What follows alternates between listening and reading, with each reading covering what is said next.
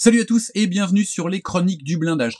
Alors, toujours dans notre série qu'est-ce que je vais demander à Noël, je vais pas forcément demander des maquettes, mais je vais peut-être en profiter pour me constituer ou compléter ma bibliothèque sur le matériel. Et vous connaissez mon addiction, mon amour, ma passion pour le matériel français. Donc forcément, dans la bibliothèque, moi, qu'est-ce que je vais vous conseiller? Je vais vous conseiller une autre réédition après le char B.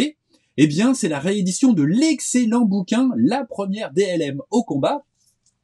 Un bouquin Histoire et collection, rédigé par Éric Barbançon, avec bien entendu le concours de François Vauvillé. Alors, on regarde tout de suite, ce que nous réserve ce fameux bouquin. Si vous ne l'avez pas encore, ça fait véritablement partie des livres à avoir dans sa bibliothèque quand on est amateur de près ou de loin de la campagne de France 40. Et même si on n'est pas encore amateur, on pourrait le devenir.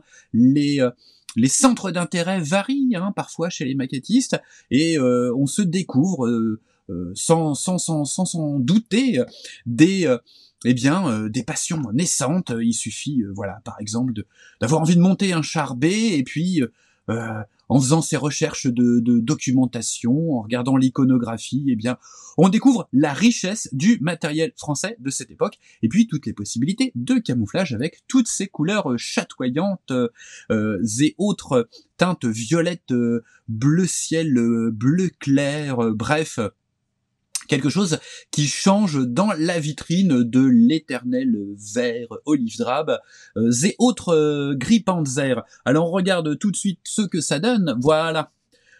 Donc char et blindé de cavalerie 1939-1940. Donc on se concentre sur la première DLM,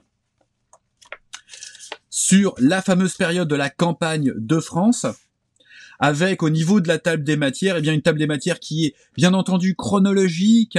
On nous présente d'abord la genèse de la première DLM, les corps et leur matériel. Ensuite, on a la période d'attente avec les AMR 35 Renault, notamment du 4e RDP, et puis la manœuvre Breda, donc 10-14 mai 1940, avec les AMD 35 notamment du 6e cuirassé. On a la Sambre, la Forêt de Mormal et l'Escaut du 15 au 19 mai 1940. Donc là, on suit jour après jour la première DLM.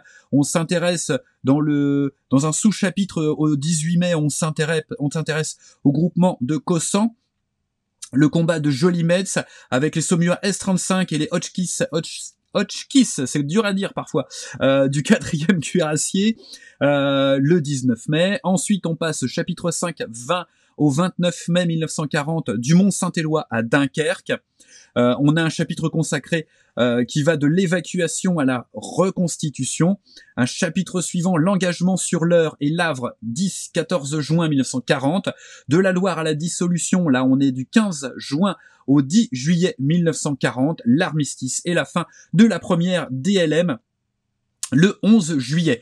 Donc vous voyez, on a pléthore du coup de photos et de photos de matériel avec cette AMD 50, cette automitrailleuse Lafly 50.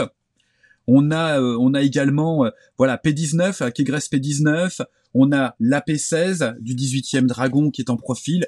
Donc on a également pour le passionné d'histoire, c'est très intéressant de suivre. On est sur quasiment un journal de marche, mais illustré. Alors c'est très intéressant, c'est très riche en informations. Et pour le maquettiste, on a ces profils couleurs. On a également, bien entendu, ces photos qui nous permettent d'envisager, de trouver en tout cas l'inspiration pour des mises en scène.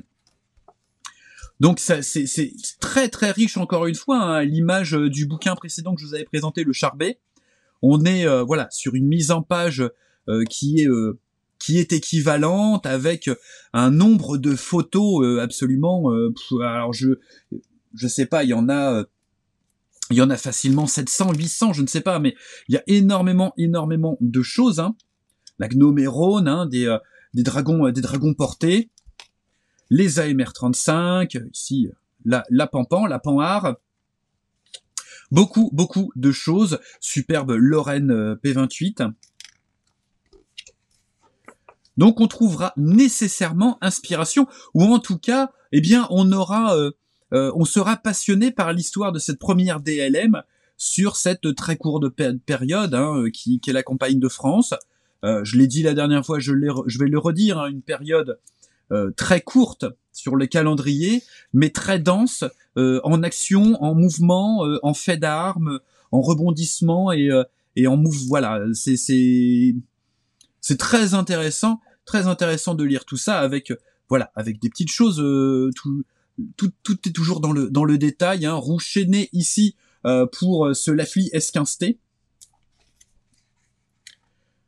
Donc très intéressant. On a bien entendu la structure de la première DLM avec l'artillerie divisionnaire, avec également la brigade légère mécanique, avec ses Saumua et ses Hotchkiss, j'arriverai jamais. Mais je n'y arriverai pas.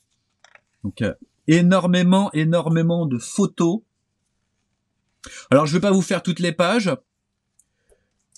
mais pour vous donner un aperçu, c'est quand même très riche et vous avez une très large gamme de matériel qui sont photographiés, qui sont également représentés sous forme de profil couleur. Donc ça c'est toujours très intéressant pour bien entendu pour la répartition des couleurs sur les camouflages, mais également pour les insignes et les immatriculations. Donc beaucoup de choses, Sidecar Indian. Le H39, vous avez vu, j'essaye de ne plus dire Hotchkiss.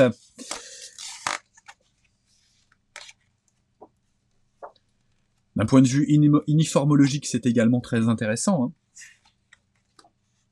C'est de toute manière très complet. Je ne vais pas vous faire l'article et sortir mon dictionnaire de synonymes.